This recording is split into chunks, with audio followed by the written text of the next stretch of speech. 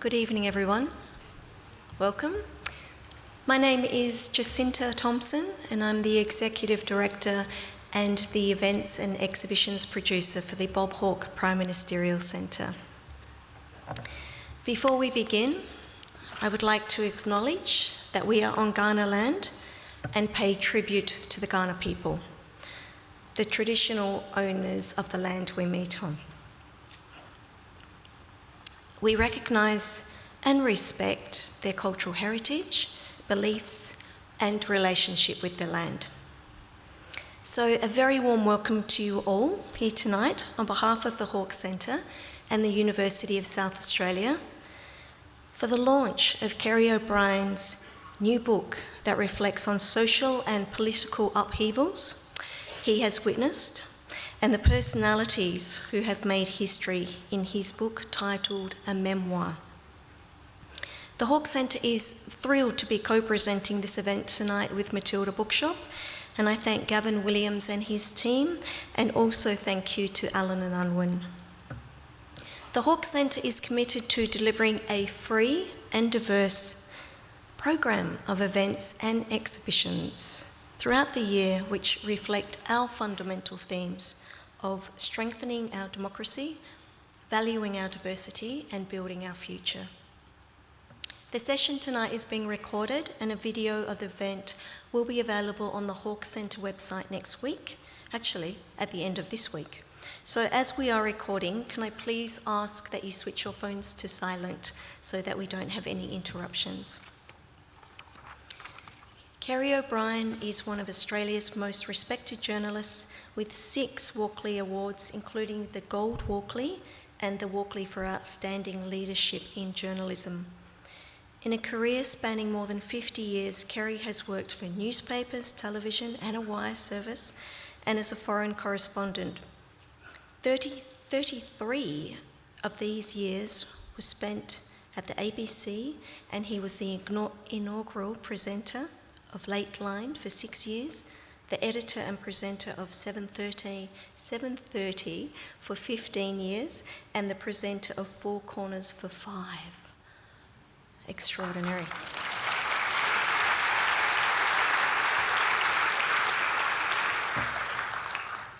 Tonight, Kerry is in conversation with Julia Lester. Julia has worked as a radio broadcaster and producer, TV current affairs reporter, public speaker, MC of events and concerts, interviewer, news journalist, teacher, actor, and musician, and is generally a fabulous woman.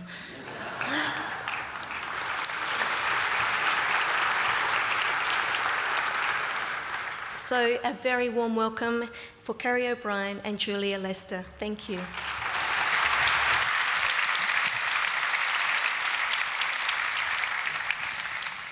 Thank you, Jacinta, and Kerry O'Brien, welcome. And welcome to you. How wonderful to have such a great turnout.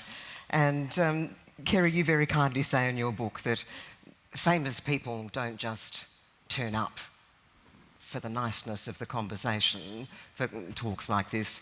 They do it because they want to sell a book or sell tickets to a concert. Can I just point out that Julia had absolutely no problem picking it up? I have to say, and I will say it very briefly, that when I received your book, Kerry, I thought, oh my gosh, it's really thick. And do you know what? Like its author. I didn't say that. The really difficult thing for me was that I'm used to scan reading books really quickly, as you must be, and the biggest mistake I made was I actually read it all.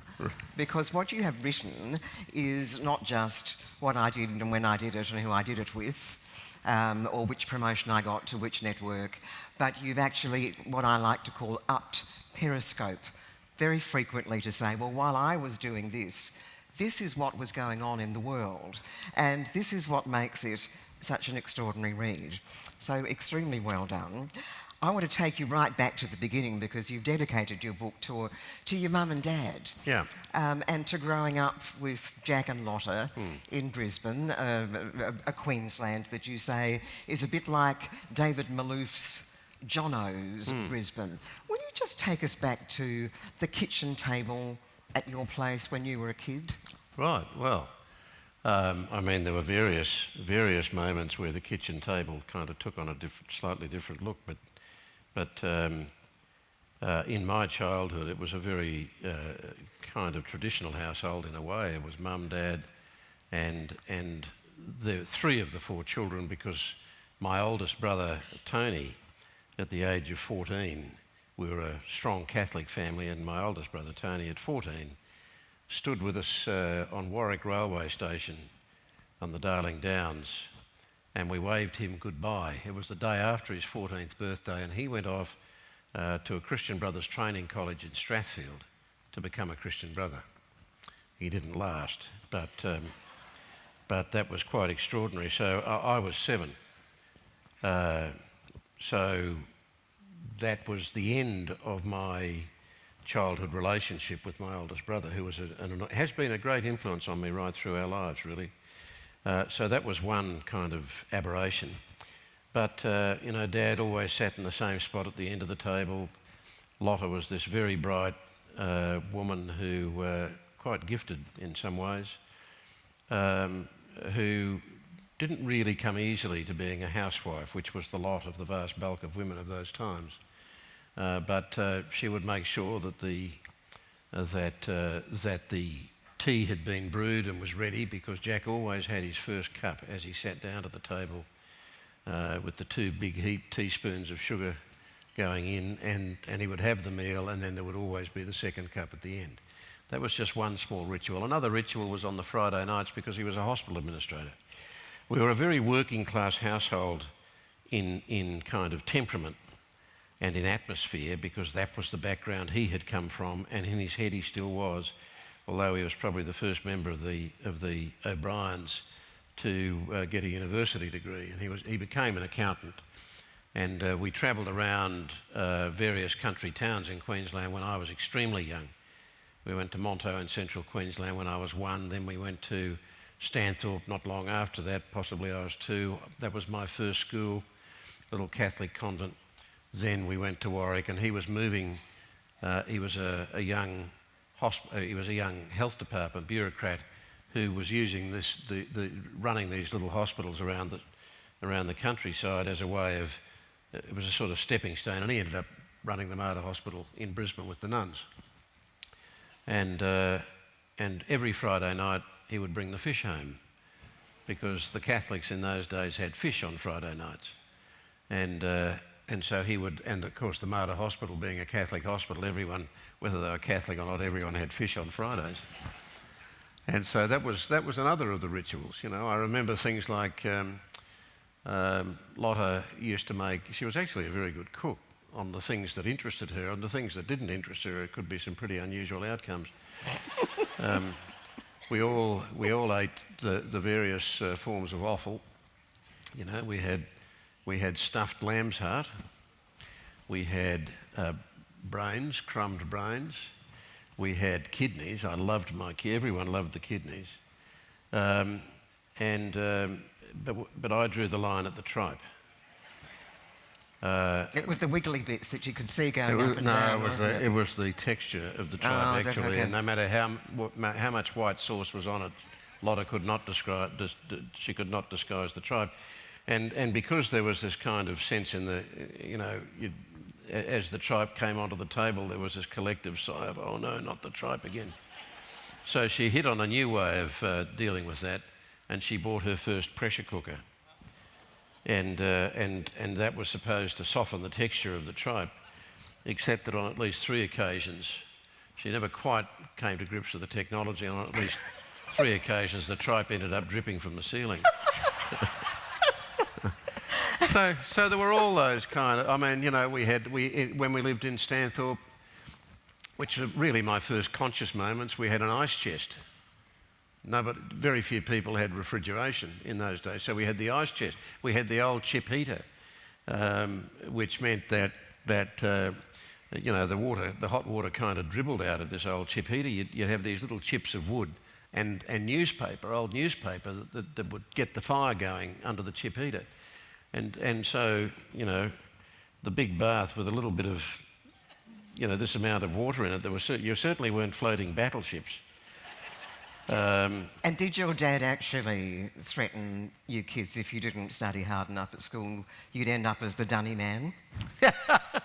Well, it was his way of providing an incentive for us. The poor old dunny men, you know, we all felt sorry for the dunny men. They had this little strip of cloth on their shoulder where they would rest the can, which was all right on the way in when it was empty, but not so flash on the way out when it was full.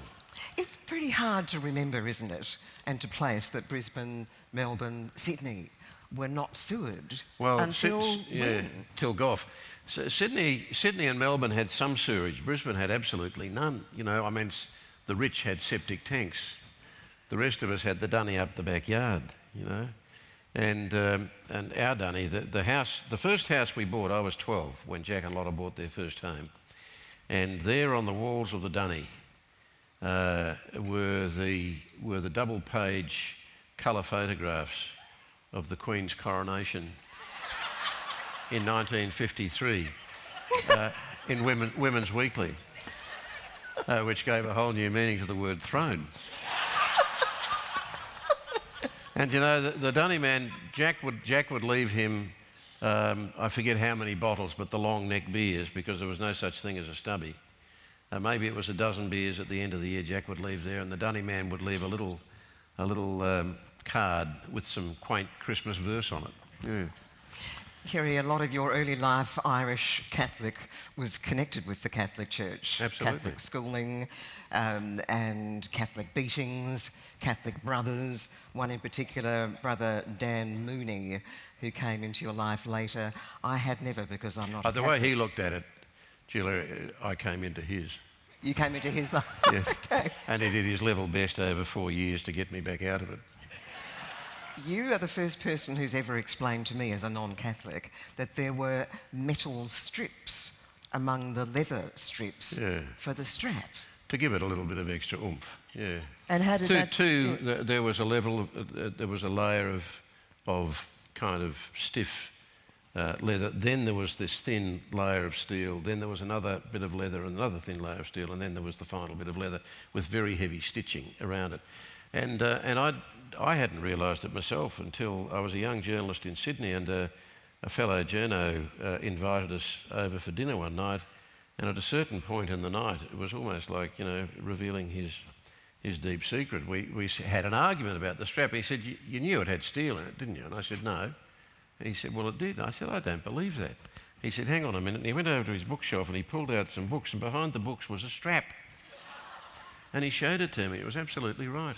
An entire generation of kids were beaten by by an entire generation of priests who were desperate, with classes you talked about of 120 kids. Yeah, brothers, not priests. Sorry, brothers. The priests weren't allowed. Those who felt they had a vocation for the priesthood weren't actually allowed to go to the seminary until they'd finished their schooling, thank God. But the Christian brothers, as I say, my brother was recruited at the age of 14.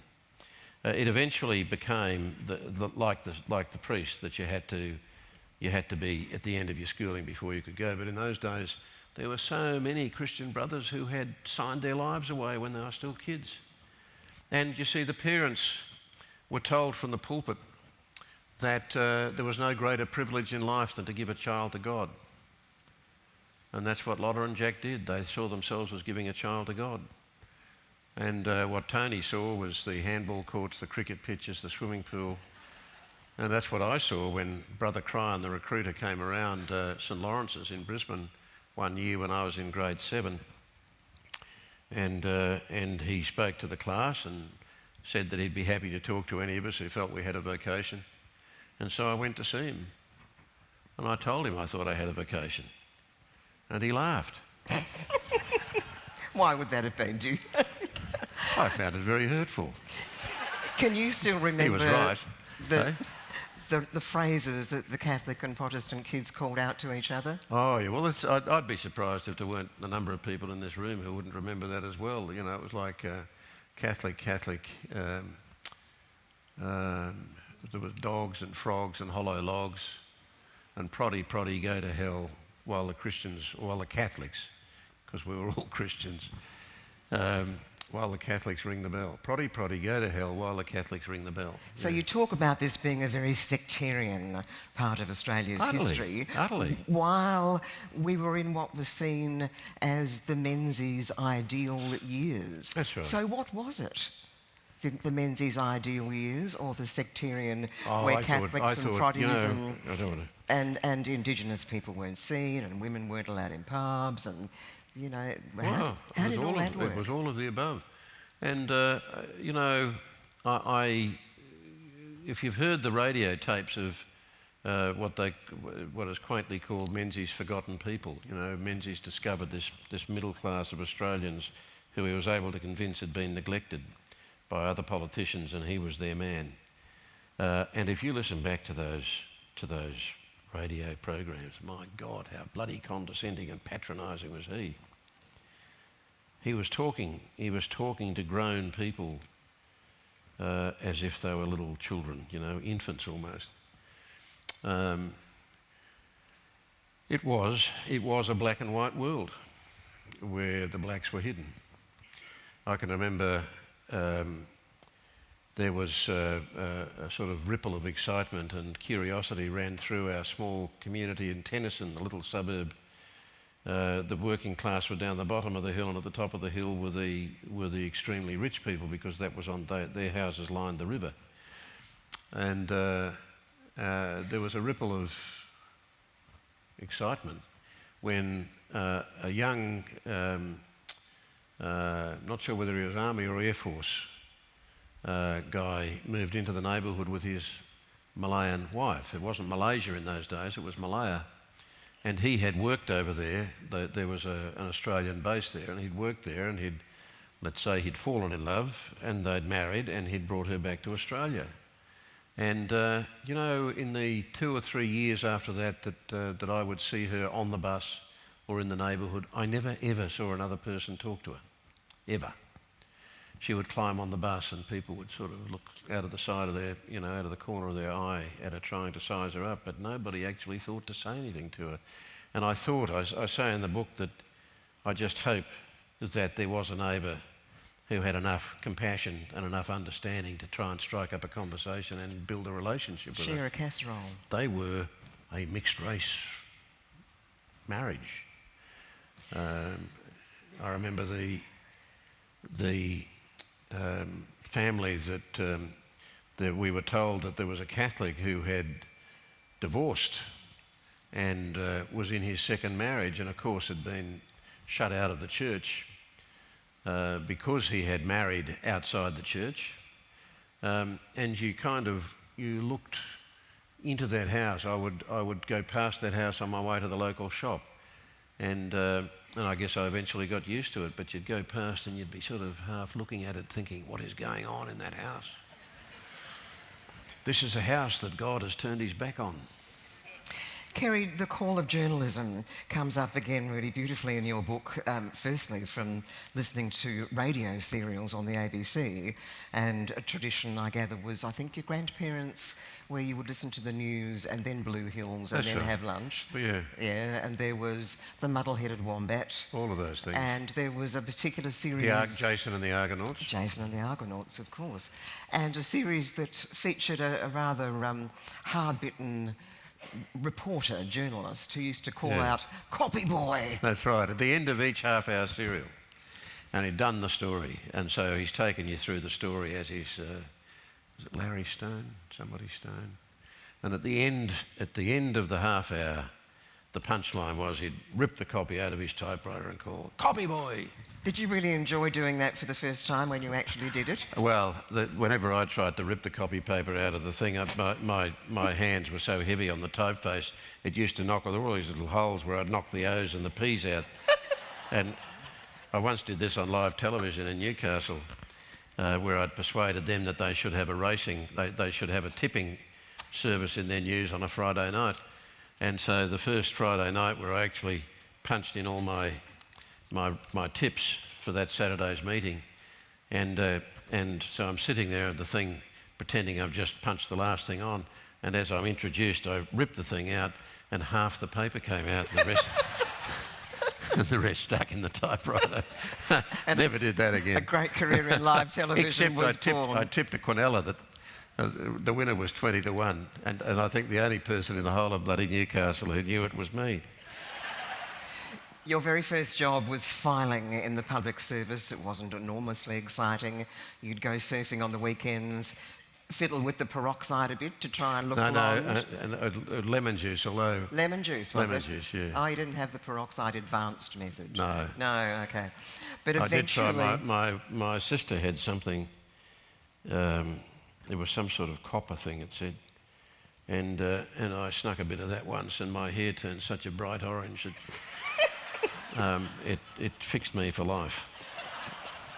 Somebody who I told today I was interviewing you tonight at the local shop said, "Oh, Kerry the Red." And Kerry the Red. He wasn't referring to your hair, Kerry. I smiled and said, "You know where that came from? That came from Roy and HG, and they actually meant it satirically." Is that right? But there are some people who didn't quite understand that. So you eventually actually got your first journalist job through a friend of your dad's, and there's a beautiful description in there where you were pretty bored with life, really. You'd even wondered about listening to Menzies' call to join up. Well, not so much to join up, but I was either the first or the second ballot for the call-up when he introduced conscription, to send conscripts to Vietnam because it was such a moral war. And I was half hoping that I would be called up so that fate could determine what I did next, because I had no bloody idea. And maybe you could stop filing. But eventually you found... No, by then I was doing furniture removals for public servants and officers and ABC people. Oh, well, that was all right then. Yeah. Eventually you found yourself as a journalist, and you describe being almost hungry to do something for the first time in your life. What was it that grabbed you when you walked in to your first newsroom? It was alive. You know, there was only a small newsroom. It was Channel 9 in Brisbane, up on Mount Cootha. You had to wind your way up this mountain just to get there to work each day. That was fine, but it was when you were rushing with some film that had to make it for that night's news, it wasn't so flash. But it was only about 5 journos in this small newsroom. But they were engaged, you know. Each day was a chase. Each day was full of adrenaline, and it was going to be different. You knew that there was going to be something fresh and different each day. And I got caught up in the chase, I suppose. I mean, for the very first thing, I just started doing weekend work while they tested my mettle, because they already had a cadet and they didn't have a vacancy for me. And so my job mainly was to sit in front of the illegal police radio listening for accidents. And the very first thing that caught me there was that it was illegal, you know.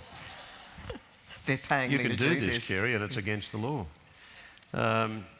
But the sense of camaraderie in the place, the old war stories that the older hands told, and there was this wonderful old guy, Charlie McCarthy, who I thought was ancient, and I worked out years later that he must have been about 50. Pretty young, actually. And Charlie was my first mentor. You know, I just latched onto Charlie. And do you remember what sort of things he taught you? Oh, well, I remember one that absolutely struck home, and I reacted to it perhaps quicker than he thought I would. He said, get out while you're young and single, experience as much different journalism as you can. You're in television, you must spend time in newspapers before you finally decide where you want to be. But just work all over the place and build a picture of what you might want to end up doing. And about 3 months later, I resigned and did just that. You know, I went to a country newspaper. I'd actually been approached to be a cadet in Brisbane for the Australian newspaper, so this is 1966, 67, and the Australian hadn't been going all that long, just a few years. And they decided as part of their expansion that they would give the one journalist they had in Queensland a cadet to work with. And they approached me, and I was given the job. I was interviewed by the editor, who flew up to Brisbane, and it was all a big deal, and I was wildly excited. I took a deep breath and resigned to my fearsome boss, Kit Delatour, who, you know, he had a fierce temper, Kit. particularly when he had a hangover, which was about 4 days out of 5. And you avoided Kit until he'd had his first Malanta and had probably had a whiskey from the drawer.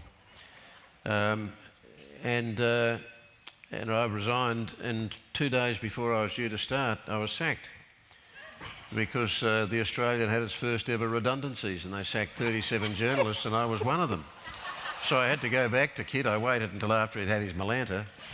I had to go back to Kit and ask for my job back, and he made me sweat for a couple of days before he agreed. But then I went off and worked for the Queensland Times in Ipswich, which was actually a broadsheet, and the editor was like this kind of old-fashioned Pickwickian sort of person,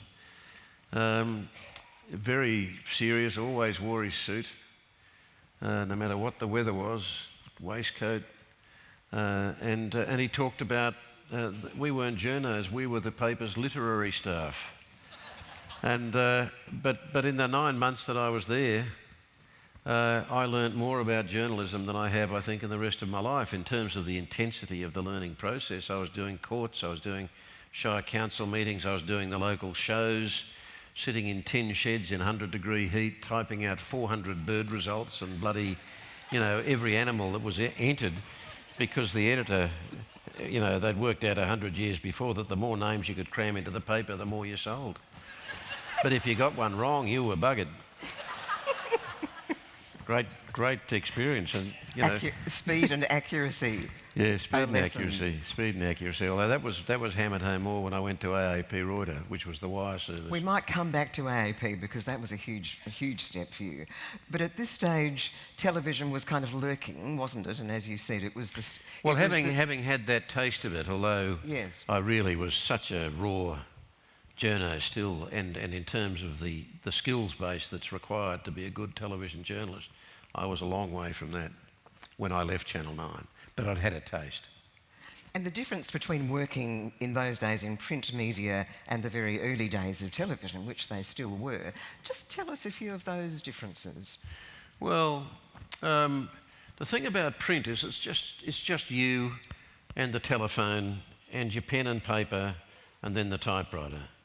And so if you went to cover an accident or another story or even a political story, you would talk to people and you'd write it down. And you'd go back and you might do a bit of checking on the phone. You'd write your story, you'd hand it in, and you'd go to the pub.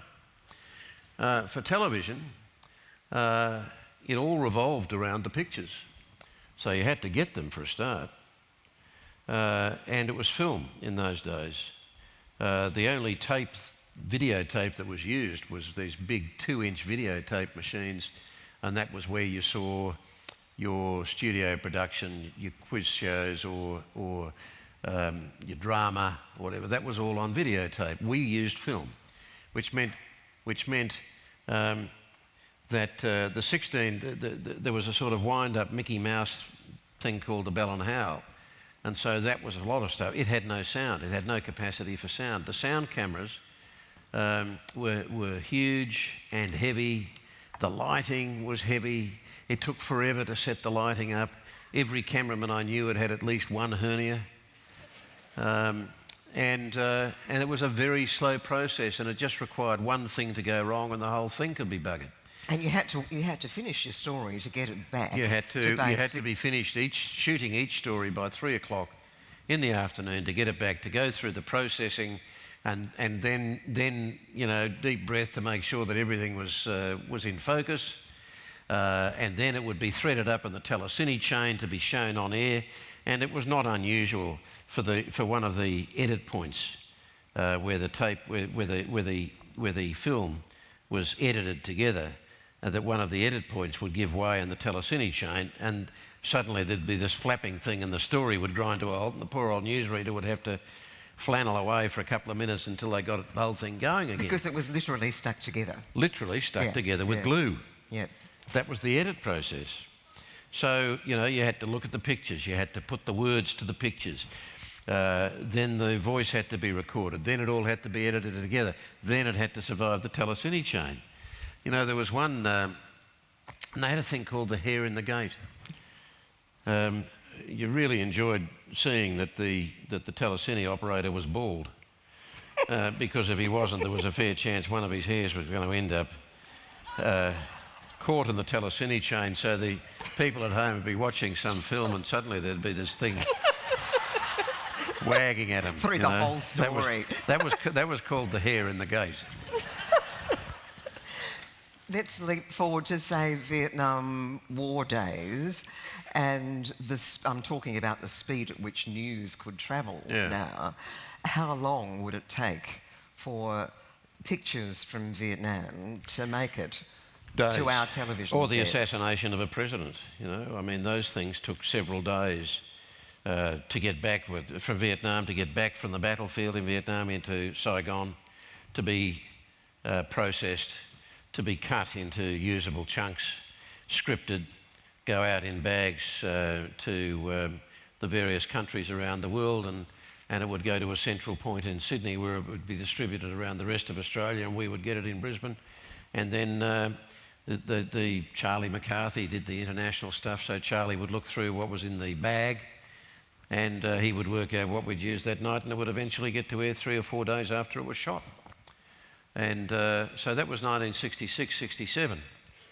And 1984, to give you, I mean, I won't take you through all of the processes, but with each decade that passed, you know, there was another giant kind of revolution, and technologically. And in 1984, there I was as the American correspondent for the Seven Network, standing at a satellite feed point in Barbados, when the first pictures arrived, pool pictures arrived from Grenada, the tiny island of Grenada, a little way away, because the Americans, as a kind of stuff you, after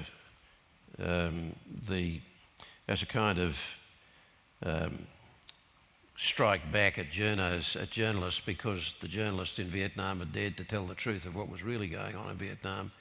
So when they had their massive invasion of Grenada on a fairly flimsy pretext, they held all the media out for 3 days.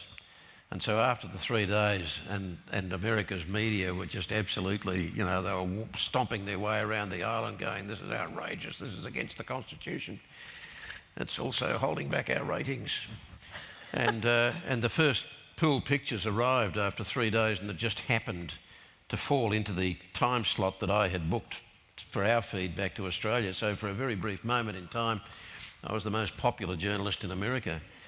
And I was standing there watching as the pictures went up on the satellite, up to the satellite, 22,000 miles, I think it was, down in Maine on the east coast of America, by microwave link across to New York, up on another satellite, and across to LA, where it came down onto our satellite dish on the roof of our building in Century City, and then up on another, the Pacific Ocean satellite transponder, and down again at the AusSat satellite in Sydney, and then back up again. This is 22,000 mile hops each time. Then up again on the satellite just to get across to the other side of Sydney to the Channel 7 dish, and then it went out again all around Australia, and people in Australia were watching live 3/4 of a second after those pictures were leaving me in Barbados. And, you know, I was absolutely gobsmacked when I realised that, and I still am, because, you know, we now take this technology for granted. It's just such a fundamental part of our lives. But those things have had huge impact on the way we receive our news. And for each decade that followed that, there were other big breakthroughs, and it's all become increasingly complex, you know, and we can get... I stopped being excited. I mean, some of it, as an example, what started as 3/4 of a second, suddenly in the digital age became longer. When it was fed to us differently, digitally, you know, those long, the person in the studio asks the reporter in the field a question, and we all sit and watch the reporter and the reporter staring fixedly at the screen, and we wait about 2 seconds, and then they start answering. So that's actually gone backwards in that regard. But this is the, you know, the age of 24-hour news, and I think there's a big question mark about whether it's better. the digitalisation of sound and pictures was a huge one, wasn't it? Massive. Because there was a time when you simply could not, even if you'd got your picture or your story and someone had recorded it on a tape recorder, you still had to rewind the tape back to the beginning of the tape, which would take some time. And the edit process, extraordinary of course, difference. I mean, you do the editing, but even if you got it, Yeah. this digital thing was incomprehensible because the entire story arrived in one lump. Yeah. It's as though time just changed. Yeah, that's right. No, though, look, I mean, and the way, the instantaneous nature of news and how that's changed history in some ways. I mean, the Russian coup attempt on Gorbachev in 1990, I think there's every chance it would have succeeded. 91, every chance it would have succeeded, except that the pictures were going out around the world instantaneously. It was being reported instantly. We were sitting in the middle. We were doing the Late Line program on the night that coup took place, and I was talking by phone because we weren't able to get a satellite up. But I was talking to John Lombard, our correspondent in Moscow, and he was describing as the old guard generals. It turned out to be a bunch of bumbling old fools, but the old guard generals, as they were driving to Moscow airport to go down to Gorbachev's dacha on the Crimean coast, to tell him he had a choice between signing his resignation papers or copping a bullet in the back of the head. But the bullet didn't come. He stared them down, and the bullet didn't come because the world was hearing as it was unfolding, and they lost their nerve, and the pressure that was going on behind the scenes from all these other big players. So what might have happened didn't happen. But in 1991, if you remember Desert Storm, so Desert Storm, as the tanks were readying to roll across the Saudi Arabian border into Kuwait, there was Ted Koppel, who was America's most credible broadcast journalist. He ran their Nightline program, and he was standing in front of the tanks, picture going live back into America and then being beamed around the rest of the world, looking very fetching in his Gucci war outfit with camouflage, and he had the helmet, just so as he quoted Shakespeare to unleash the dogs of war, and the tanks rolled. It was almost like reality TV, wasn't it? It was war as entertainment, almost. Yes. Very uneasy feeling, I felt, and they were the first embedded troops. The downside of being embedded was that you get to see what you're allowed to see. But the really fascinating thing for me about that war was that Peter Arnett, who was reporting for CNN, was on a rooftop in Baghdad reporting back to America as the smart bombs were landing all over Baghdad trying to find Saddam. And then in 2003, we even had satellite phones by then. You could be in the middle of a desert with your briefcase with the sat phone in it. You could set it all up and away you go, straight up to the satellite. 2003, there were 600 embedded troops as the tanks rolled into Iraq in the Iraqi invasion, and there were 200 journalists in Baghdad, and people like me were doing live interviews with them, again as bombs were dropping, and they were reporting on the casualties and the fact that the hospitals were overflowing, and they were able to give a more accurate picture than the official line coming out of the American military command. By this stage, Kerry, you're doing more than just reporting what's going on. You're often, as the media, I don't mean you personally, but at that speed, the media is actually often affecting the outcome of what's going on. Oh, I think they've certainly... Look, it's good and bad. The good is that it is giving a more accurate perspective, particularly in a war kind of situation where the truth, as they say, where the truth often is the first casualty. So that's a positive. And it made that war more real, although there was still some propaganda that kind of filtered through. And some of the journalists lost their lives in that war. And there was a great deal of courage, and I mean, we spoke often to Paul McGough from the Herald, Sydney Morning Herald, and he and 4 other journalists had this routine where every hour they would ring each other and let them know where they were And if someone didn't call in on the hour, they'd go looking for him. That was their way of trying to protect themselves. So we were better informed for that. But as I say, the syndrome of 24-hour news now, where we've become so used to having news night and day around the clock, the quality of the news, I think, has absolutely suffered, and a lot of it is just completely vacuous. And because we have to keep the moving story, you actually forget what you heard yesterday or half an hour ago. Well, look, I noticed this. I went... we were looking at, for the ABC, we were looking at whether we should refashion our newsrooms in terms of the news gathering process, and I went for a look at the BBC and several of the American networks, including CNN, as to how they organised their news gathering.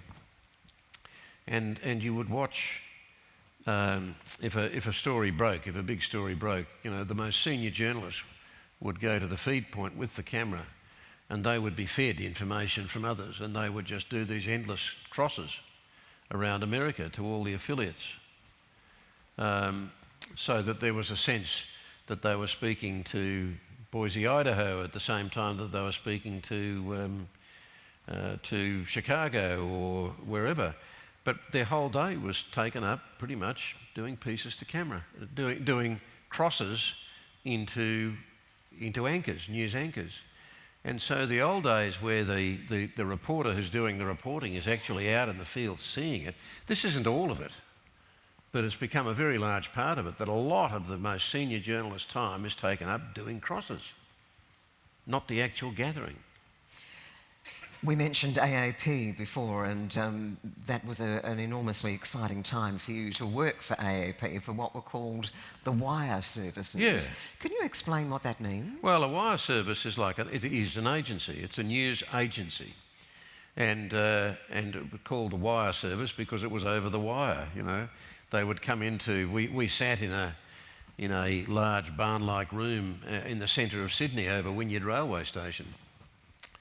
The sausage rolls left something to be desired when you went down the ramp of the railway station to buy them, and the guy selling the hot dogs and the sausage rolls had a little piss bucket under his. And you drop in on the baker down the ramp in the middle of the night at 3 o'clock in the morning, because we worked round the clock, 24-hour shifts, and by God, the bloody cockroaches in the bakery were the biggest I'd ever seen. But you were working... That was the good life. But you'd made it to Sydney. But I'd made it to Sydney, which was like the holy grail for me. I'd made it to Sydney. And what we were collecting in that barn-like room from 60 teleprinters around the room was all the news of the minute coming at us from 3 different wire services, including our own, which was Reuters. This was first started by a man named Julian Reuter, reporting stock markets in Europe using carrier pigeons. That's how it began. But it was this instantaneous service, and when the big news broke, and I was on the desk when Robert Kennedy was shot, and suddenly the whole place comes alive with the sound of bells going off, you know, ding, ding, ding, ding, ding, ding, ding, which meant it was a news flash. There was a system of bells, yes, wasn't there? How did that go? There was urgent, and then there was a snap, which was pretty heavy. You know, a snap was something pretty serious, and then like drop everything was a flash. And it was our job to siphon all of that international news coming into our office and send it out to our clients, which were all of the newspaper groups except Murdoch's, and Murdoch in those days was small, and it went to the ABC as well. So that was their chief source of foreign news. And we were copy tasting, and you'd get masses of this stuff, long reams of this stuff off the teleprinter wires, and you would sub it back. Sometimes we had these things called date lines, and if 3 people were killed in a train crash in England, that was a pretty hot story. But if 49 people died when a bus plunged over a cliff in Nigeria, that became a date line. So that was one line, and they were space fillers. And so the foreign subs on the newspapers we would send out a series of these. You'd wait until you had about 5 or 6 of them and send them out, and they would appear in the paper as datelines. So you were essentially filtering the foreign news to Australia. So I was again, ringside seat to history, and I was building my knowledge base of international news and getting a taste of international news in the 2 years I was there. But we were also reporting Australia back to the rest of the world through Reuters. Yeah, terrific ground. That was where speed and accuracy were the twin elements. And I can remember asking my crusty, he was my mentor there, Norm McSwan was his name, wonderful guy, brilliant journo. He'd reported the wars, he'd walked the Panmunjom line, which was the kind of neutral line between North and South Korea during the war, having conversations with Wilfred Burchett, who was a declared communist who was reporting this war from the North Korean side and had become a pariah in the West. I remember saying to Norm once, so speed and accuracy are the two guides, Norm, which is more important, speed or accuracy? And he said, both, son. You'd better be first, but you'd better be right. You didn't forget that one. I certainly didn't, but gee, did that bring challenges? Look, we're probably chewing up the time, Julia, but the very first job I did for Reuters back to England was when Indira Gandhi, the Indian Prime Minister who was later assassinated, came to Australia on the first official visit by an Indian leader.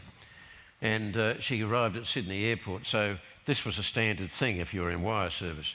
You had to immediately report the minute the plane touches down, and the very first glimpse you have of the person you're reporting on, you rush to a phone and record for the world.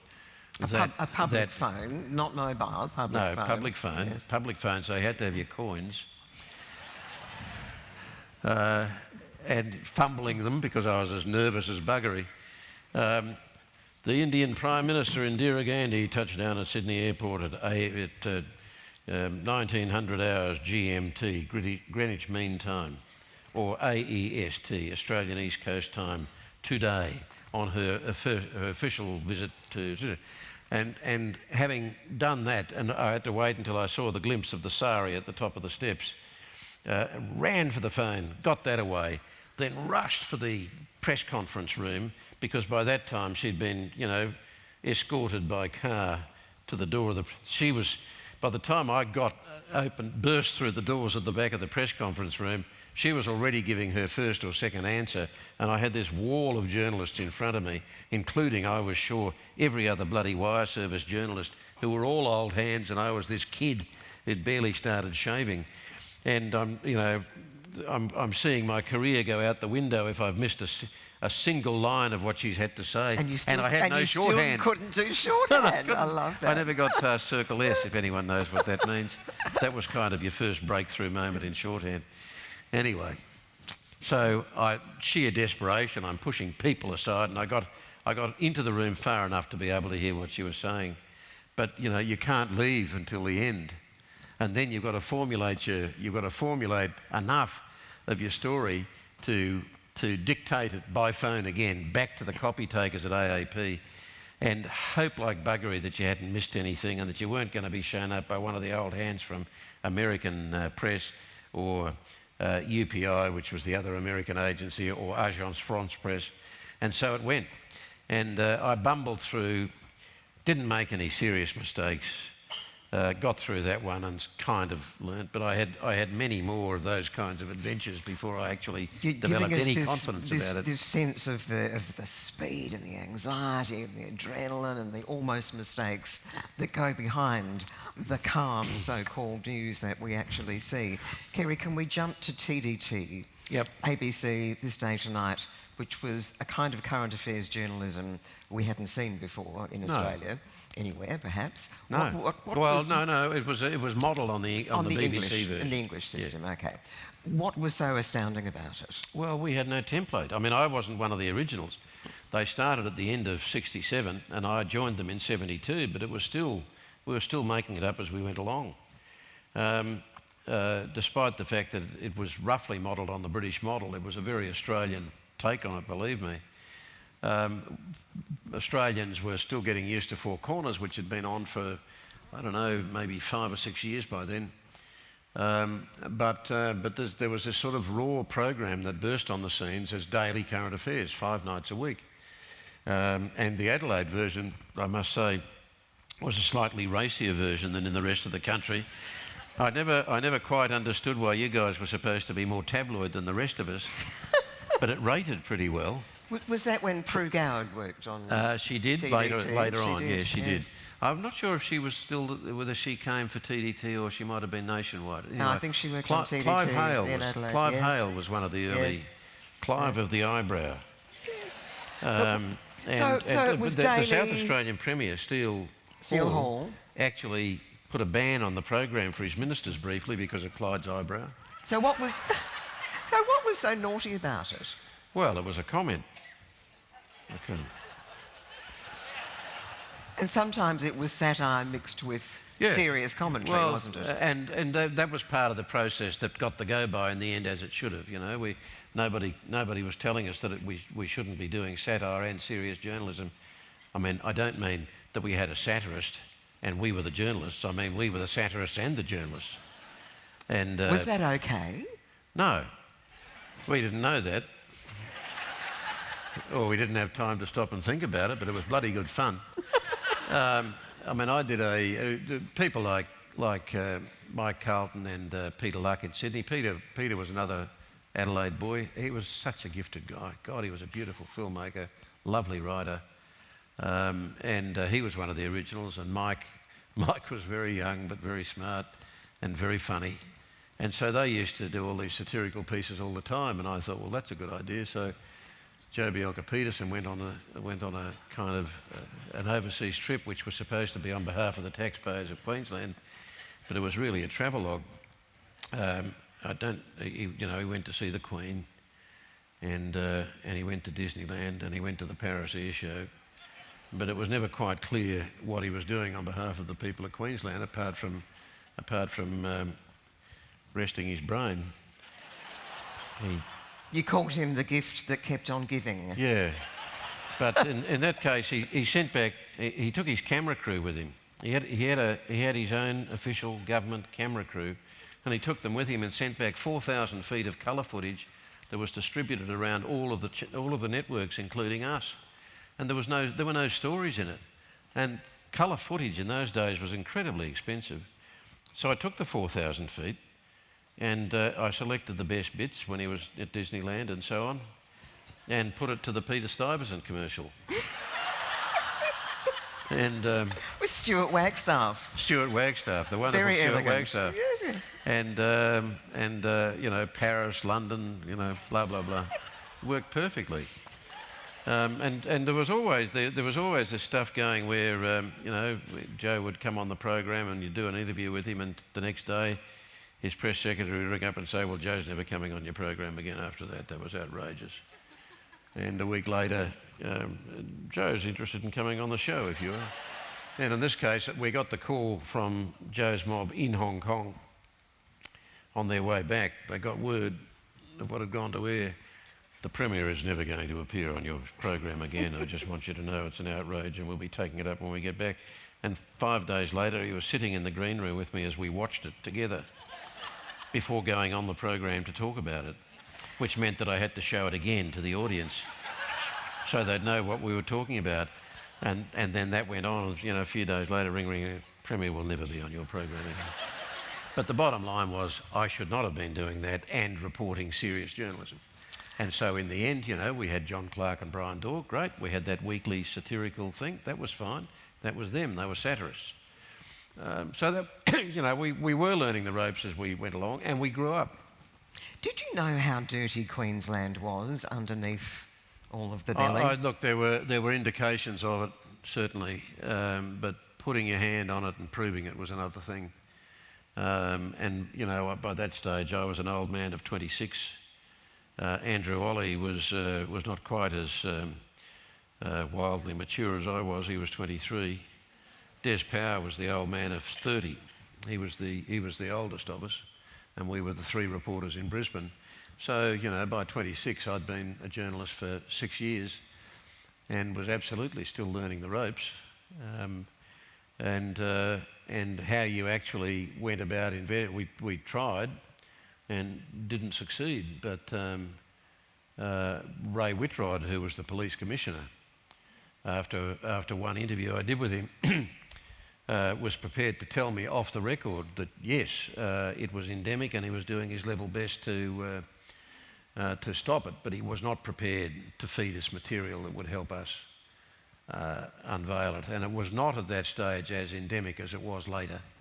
And it took Chris Masters and Four Corners to do in the work. 1986 or 7, 1987 I think it was. So let's leap to Four Corners for a moment, because that's a perfect case but to sorry, do just it. to very quickly give you an idea of how hard it was. I did one of the periods where Joe was talking with me, I persuaded him to allow me to do a profile on him, which meant travelling around with him for a week in his plane around Queensland, which, was extraordinary. And Beryl? And Beryl the pilot, and Flo. That was Flo's introduction to the world, because having travelled around the world and gone and met the Queen with Joe, while he was in a hall talking to the men, she was in the CWA hall talking to the women about her trip. And truly, it was like being at an event with Dame Edna Everage. and she was saying, and then Joe and I went to Buckingham Palace to meet the Queen. Well, and so it went on. And at one point I had to leave the room, and I went out to the street and walked up the road, and I thought I was safe, and I just collapsed with laughter. And I sort of gathered myself and turned around, and Beryl had followed me out to see what I was doing, and she was just standing there shaking her head. But we shot a sequence with Joe standing at a mine, a clay mine, where he owned this clay mine with kaolin deposits. Kaolin was a white clay, which was very often used in paper making, in the making of paper, and the only substantial paper making operation in Queensland was Australian Pulp and Paper Mills, APPM, and his company was selling the kaolin to APPM, and for all the world, let's say it was a completely legitimate business, that there was nothing untoward about it. But the bottom line is it was a conflict of interest for the Premier of Queensland to be selling this stuff to this company, which was also selling paper to the Queensland government. Conflict of interest. And Joe had told the Parliament that he no longer had an active interest in the company. I think his wife was on the board. It was a family company and his wife was on the board, but he was supposed to be arm's length from the whole process. There he was standing on the kaolin deposits with me, filming him, talking to his manager, saying, now, George, look, how are we going with this? What about that? So he was giving this guy instructions. And then a week or two later, we filmed in the Parliament question time, and we just happened to be rolling when a question was asked of him about the kaolin deposits, and he said, well, of course I don't have anything to do with it. And we showed it. Absolutely nothing happened. No newspapers reported it. I don't think even ABC News reported it. It was like a kind of. He was a protected species in a way. Completely constructed blind spot, wasn't it? Utterly. Like New South Wales was later, I and suspect. while he was merrily rolling along in a corrupt process with the Queensland Police. May we go to Four Corners, Chris Masters, years later, with his expose of all of that. And I want to ask you, because of the various roles you played in Four Corners over the years, what it was about Four Corners and its structure and its placement within the ABC that allowed it to be such a powerful program, and it still is. Well, time. Time on air and time to prepare. I mean, time is the absolute. Time is the greatest enemy of a journalist, particularly a television journalist, and for all the reasons I said before about the complexities of it. I mean, you would be shooting thousands of feet of film, and we were still using film in those days. Thousands and thousands of feet of film to produce a 45-minute story. And by then we were allowed, the first time I was at Four Corners, if you had 4 weeks or 5 weeks to do a show, you were lucky, and you were doing it on your own. Very threadbare research, you know, there was a tiny research resource. There were no producers, you were it. It was you, the cameraman and the sound recordist. But and no computers, I would say. Oh, no, well, no computers, no. Mind you, in the 80s we had electric typewriters. Woo. And Chris was the master of the whiteout. I mean, Chris is as anal as I'm not. And so Chris would be, I'd be still punching holes in my copy paper, and Chris would be there with his whiteout going, I'm going X, X, X, X, X, X. But the power of it was having the time to put the story together, to do the Moonlight State, which was a stunning program that absolutely laid the government bare. This was the Chris Masters. This is the Chris Masters program on what was going on in Queensland in '87, and that was what finally led to the Fitzgerald inquiry, which is the kind of landmark corruption expose as a Royal Commission. Chris, I think, had about 2.5 months or something to work on that. So, because it was clearly an important story, he was the EP executive producer was able to give him the time to work on it. And they produced, you know, it was a high quality production. All the facts were lined up like ducks in a row, and so it was. Now, when something like that does happen, and you see the modern equivalent of it today, the contemporary equivalent with a superb journalist like Adele Ferguson, who works primarily for Fairfax but does occasional co-productions with Four Corners, you know, the kinds of stories that reveal the wage fraud in franchise businesses that exposes the banks to the point where a government is finally forced to have a royal commission. A royal commission into juvenile detention centres in the Northern Territory. Those kinds of programs, which are a big part of the heartbeat of a democracy, because they are seriously calling power to account. They are seriously putting the torch on power because power corrupts, as we know. And we know absolute power corrupts absolutely, and we saw something close to that in Queensland with Bjelke Petersen. There was a premier in New South Wales at one point whose official driver was his bagman collecting the money from the SP bookies who were operating illegally. You know, I mean, it happened then, and it can happen now, which is one reason why it is just bizarre and absurd and indefensible that our national government does not have an anti-crime body.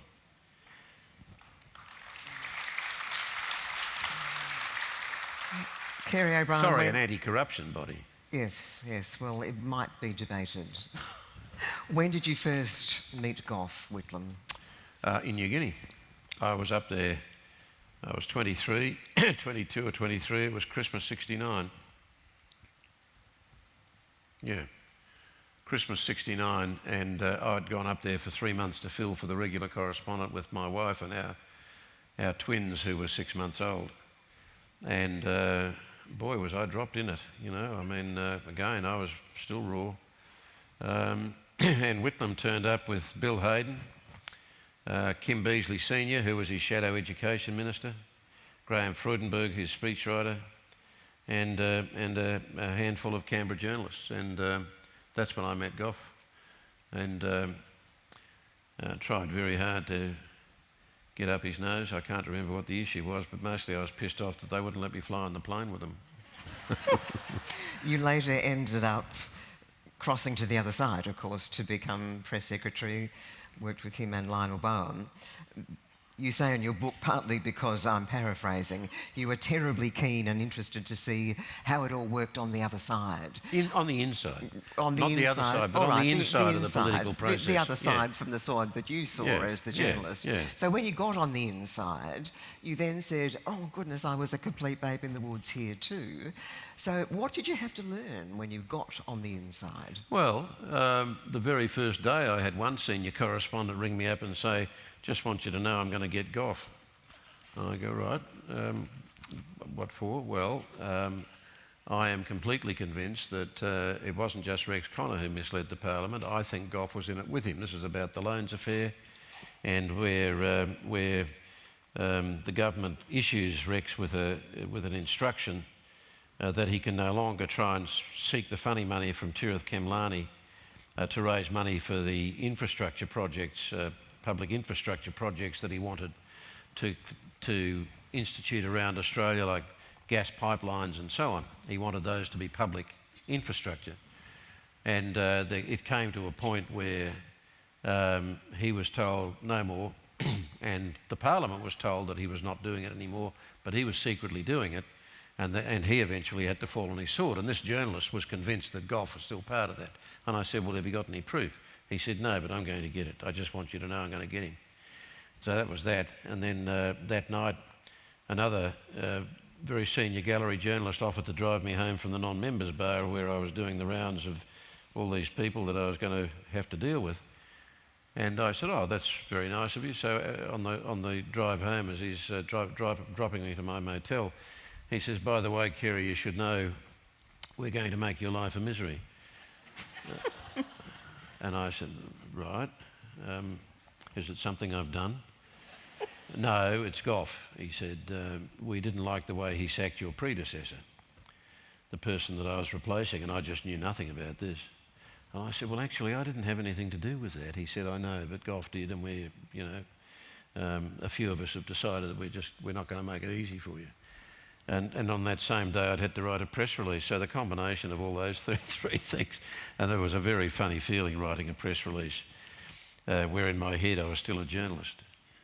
But so, what did I learn? What did I have to learn about that? I mean, the most important part of that whole job for me in that process, apart from just seeing how politics was played from the inside, and getting to know this kind of giant of the Australian political milieu, was how to do that job and retain a sense of integrity about what I was doing. In other words, to deal as honestly as I possibly could with the journalist without actually lying, whilst at the same time protecting my boss, which wasn't always easy. And but I think I managed to achieve that, and it was really important to me to do that, as I think it is for any decent press secretary. It's like anything else, you know. If you, I suppose you might say in one sense it makes your work easier as a journalist if you don't have to worry about whether it's true or not. But the other side of that coin is that if you want to build a basis of trust with the people that you're writing for, the public at large, it takes a bloody long time to build up a trust. It doesn't take long at all to lose it. Once you've declared yourself that publicly with a party, as you did with the Labor Party, you used the phrase that it took you a long time to get laundered. To launder myself. To launder yourself. Back into the mainstream. 7 years, was it, before the ABC would look at you again? Probably. I mean, it was... so was it okay? I came back out of it in 1980 and I went back to the ABC. So I left Lionel Bowen in 1980 and I came back to the ABC at the beginning of 1985. So it was 5 years. So the person today who said you're speaking to Kerry the Red was obviously saying, well, you know, you're a lefty, you worked for Gough, you shouldn't be a journalist, you're biased. Yeah. What do you say to that? Oh, well, I've got that one worked out. It is quite straightforward. And what I have said in the book in response to Tom Switzer, who has commented in the Australian, I think he even does stuff occasionally for Radio National. Switzer, in a piece for it might have been Quadrant or it was the Institute of Public Affairs, you get the drift. He was writing a piece yet again about the bias in the ABC and why, and therefore it needed to be privatised. And one of his arguments was because, and he named something like 8 ABC people who either had or were working for Labor politicians or who had themselves gone into politics on the Labor side. And it was completely bloody shallow because, of course, he didn't name them, but it took me about 3 minutes to come up with twice as many names of people who were the equivalent working for or having worked for Liberal politicians or National Party politicians, or who were in Parliament. Prue Goward was one. Prue had done the 7:30 report as the political correspondent. She's a Liberal minister in the New South Wales Parliament. Sarah Henderson, who worked with us on 7:30 in our Melbourne office. She's now the Liberal member for Corangamite. And the point I made about them is that when Sarah, for instance, worked for 7:30, she was as straight as a die. And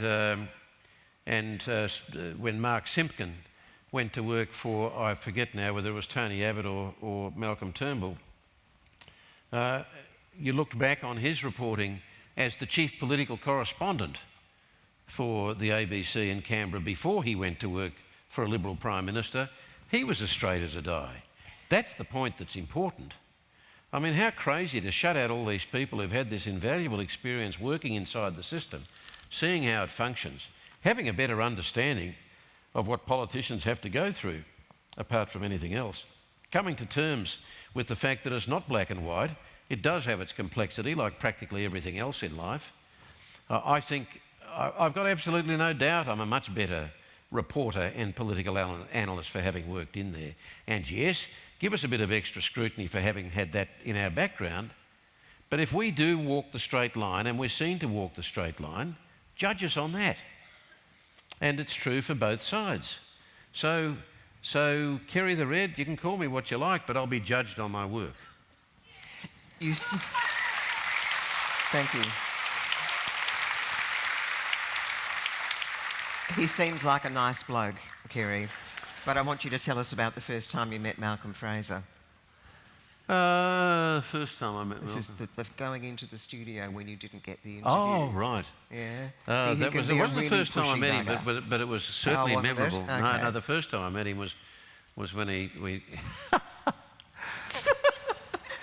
You have to tell us now. It was the night he declared his challenge against Billy Snedden, and I was working in the Melbourne TDT office then, and Dick Carlton had come down. He was our Canberra guy, and he'd come down to Melbourne because it was in the wind that something was brewing, and so Malcolm that day declared that he was going to challenge Billy Snedden for the leadership of the Liberal Party, and it was early '75. And we were at Ripponlea, we were in one suburb, and the Channel 9 studios were at Richmond, which was probably about a 15-minute drive away, 10 to 15-minute drive away. And Dick had been trying all day to get Fraser to agree to come on, and Fraser was holding him at arm's length, and eventually he said, no, terribly sorry, he didn't have time, couldn't do it, had something on that night. And then suddenly A Current Affair was promoting the fact that they had an interview with Malcolm Fraser. So Kerry went, right, didn't you? With Vera Wasowski, the researcher at TDT in Melbourne, who knew Malcolm, had got on the piss with him, if I could use that term, on a couple of occasions, because Malcolm did like a good read. And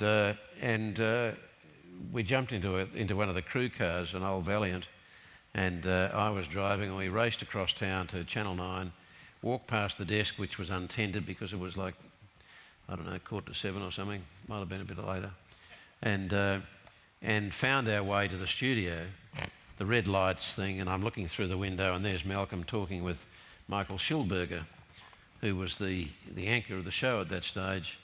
And as soon as it finished, I opened the door of the studio with Vera in tow. We went in, put the plea to Malcolm that he had to come across to the ABC. How ridiculous was this? Anyway, he agrees. But he sent his driver home, so he had to come back in the camera car with us. So this giant figure has unfolded himself, or he's folded himself into the back seat of the car, and it was raining. And I've hit the accelerator, and as we've come churning around a corner from Toorak Road into William Street, you know, we're kind of in the home straight, and we come skidding around the corner. At one point, it looked like the back was going to pass the front. And Malcolm's large head leans over from the back, and he says, "Well, we're going to make news one way or another tonight."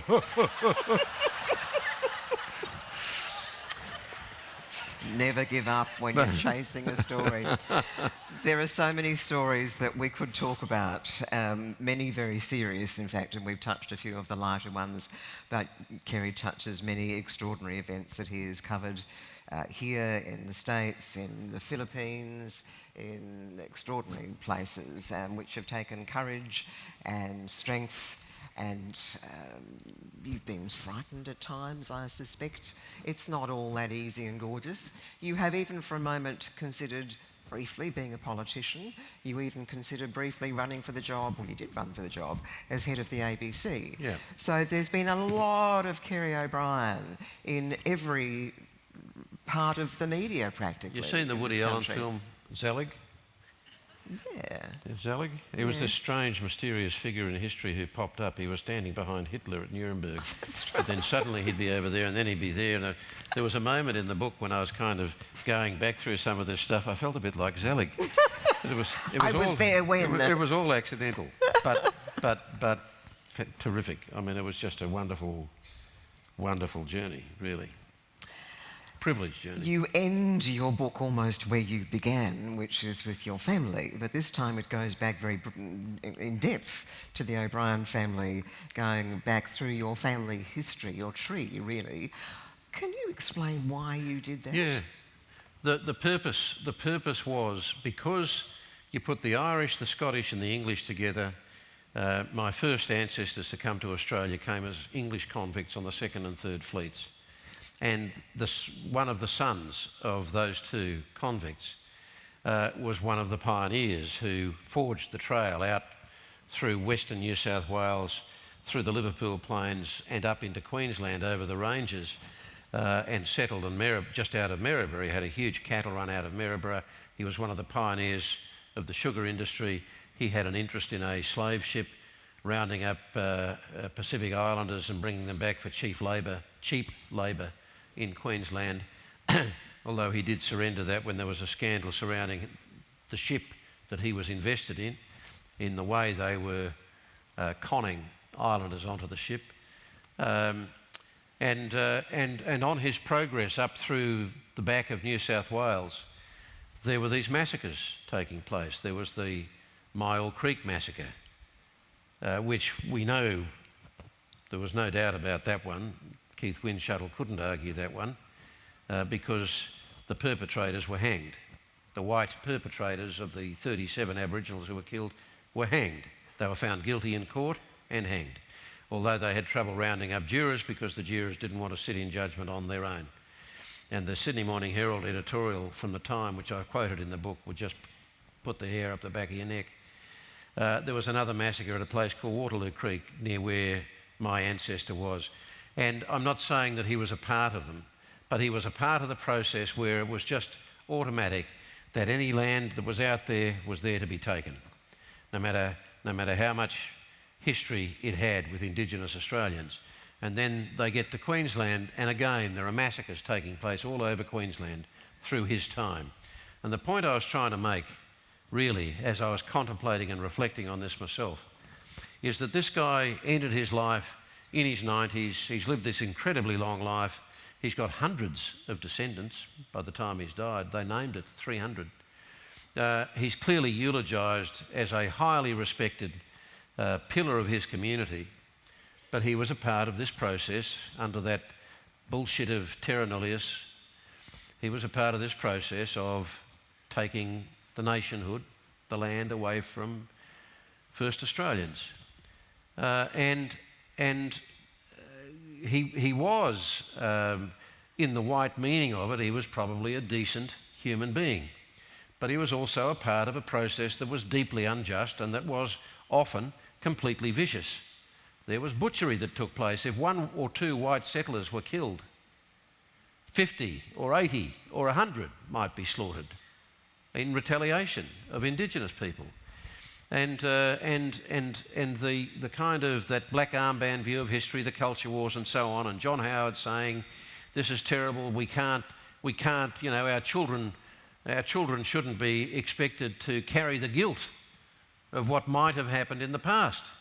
Nobody was asking our children to carry the guilt. When Henry Reynolds and other terrific historians were beginning to really tell the whole of the story and the whole truth of the story for us all to confront and deal with, hopefully on a road to reconciliation. This was just a part of an honest process as far as I was concerned, and I hoped and hope that there is some hope, that there is some merit for us all in reading this and reflecting for ourselves about the whole picture, that people who in their own world were probably reasonable human beings but were perpetrating a deep injustice on a people who some of those white settlers regarded as vermin. Thank you.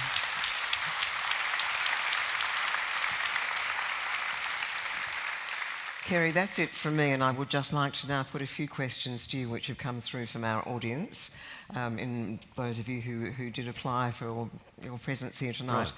In particular from a family, and I'm not sure that they've actually made it tonight, they sadly haven't, the Jeffries family, who've been very constant attenders at these speeches, and they bring their kids, their 3 children. So Nicholas, aged 7, wants to know, do you have a dog and what kind?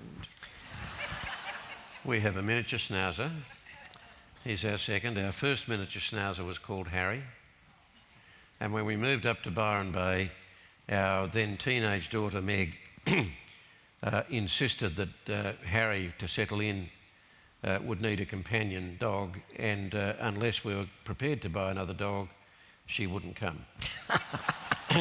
So we did get another little schnauzer, miniature schnauzer pup, who she proceeded to call Colin Phillip.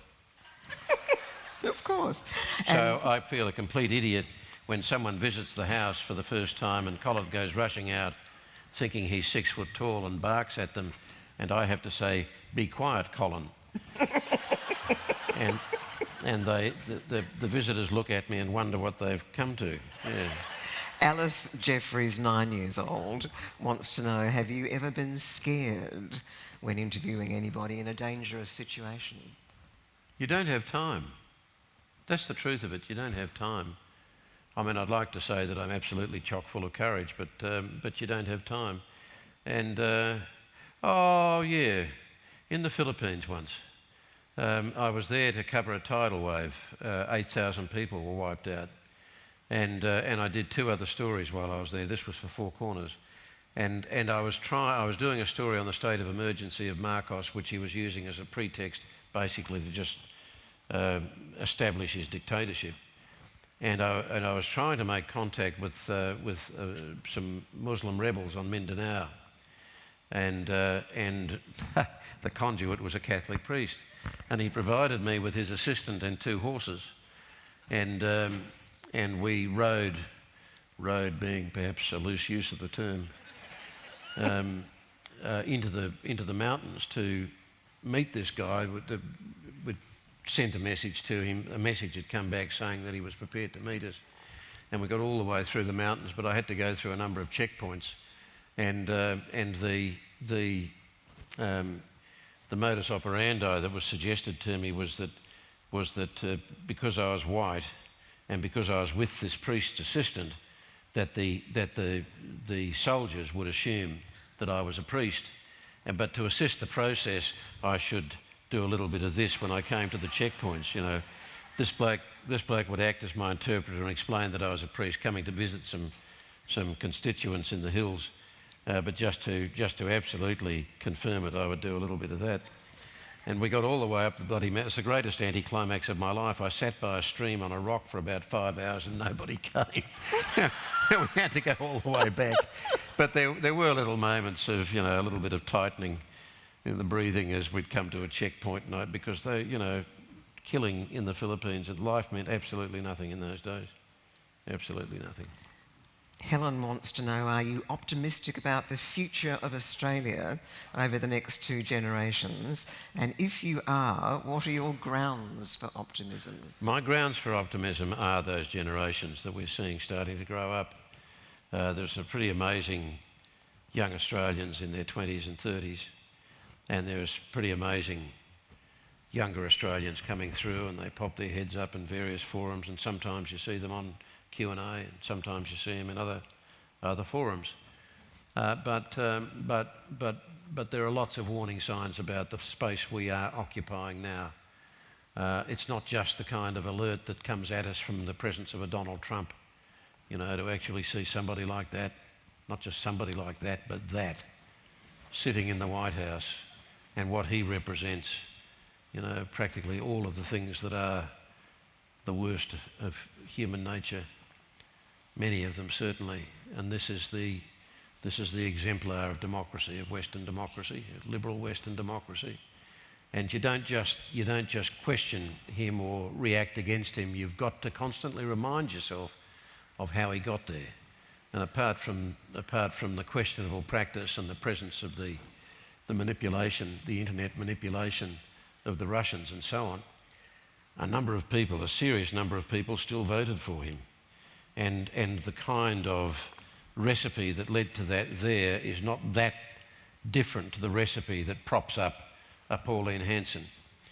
There is a terrific Irish journalist named Fintan O'Toole, Fintan O'Toole, who this year has written 2 terrific columns in the Irish Times talking about the pre-fascist age, and at least one of them is centred around the Trump phenomenon. And they are should be compulsory reading. He's suggesting we're very close. He's suggesting we're well on the way. Fascism isn't far away. He's suggesting we're well on the way, and the seeds are there. And then you look at the state of Australian politics. You look at the kind of the sort of hardening of the arteries of the 2 major parties, and the Lowy Institute surveys that are conducted every year and have been now for 5 or 6 years, where young Australians are asked how important democracy is for them, and their answers are increasingly lukewarm. That is not good. And you look at the state of the media, and you look at the fact that Rupert Murdoch, who has become increasingly, further and further to the right in his own personal political ideology, he is certainly not representative of mainstream Australia. I know that for a fact. And he owns 70+% of the print ownership and print output in Australia. He runs a television network that has far more influence than it should in Australia. And then some radio. His son has control of 2 radio networks. That is not healthy for democracy. I don't care who the proprietor is. That is not healthy for Australia's democracy, to have that much media power accrued to one set of hands, and all in the 24-hour news age, and where established newspapers are struggling to maintain a workable business model, and where you've got convergence, and you've got all these kind of bizarre news sources, and the capacity for manipulation is just getting greater and greater and greater. And our privacy is being assailed more and more. So you put all of those elements together, and it tells you that this is an age where more vigilance than ever before is needed. And I don't see it. And I've posed a number of challenges confronting our politicians today into the immediate future. We've been trying to get a response on climate change since 2007, and we still don't have it. And that's one of the issues. There's the whole future of society in the digital age, and with the impact of digitisation getting faster and faster and faster, where the only certainty about the digital revolution is that the pace of it is just going to keep becoming more and more intense. Where are these issues being debated? Where is the national debate about the future of work? So there are all of these challenges that we see, and yet we continue to be disappointed by the quality of our leadership. So am I optimistic? I don't want to divide it into optimism and pessimism. I want to be optimistic about our children. I think there are some fantastic examples of leadership that we do see, as I said, but I am worried. Kerry, we're going to leave it there, and thank you so much for a fabulous chat. Funny, riveting, important. Thank you. Thanks, Julia. Thank you. Thank you. Fabulous. Thank you. Thank you, Kerry. And Julia. Kerry, congratulations on the launch of your memoir, and what an extraordinary life to date. I'm sure there's a lot more. Books are for sale in the foyer with Matilda Bookshop. Kerry is signing, and we'll get that out there very quickly. Just a quick reminder that the video of the event is on our Hawke Centre website at the end of this week. And after an extremely busy year at the Hawke Centre, we only have a few events left. The most hilarious Eric Idle this Thursday, Deborah Cheetham on Friday, Unsound in December, and I look forward to sharing a few highlights of 2019 program with you very, very soon. Thank you everyone for joining us tonight. Thank you.